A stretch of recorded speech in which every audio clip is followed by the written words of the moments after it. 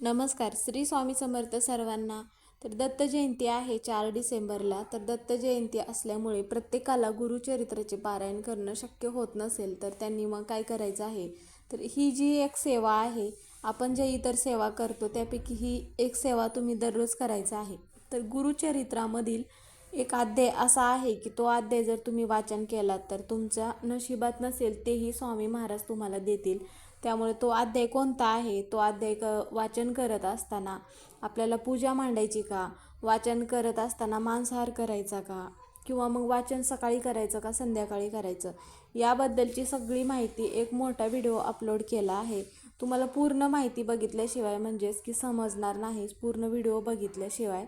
त्यामुळे मग तुम्ही तो पूर्ण व्हिडिओ याच चॅनलवरती बघू शकता, ज्यामुळे तुम्हाला पण समजेल की हा अध्याय कधी वाचायचा आहे, कधीपासून वाचनासाठी चालू करायचा आहे. तर तो व्हिडिओ बघा, म्हणजे तुमच्या पण नशिबात जे नसेल तर स्वामी महाराज तुम्हाला ते नक्की देतील. श्री स्वामी समर्थ.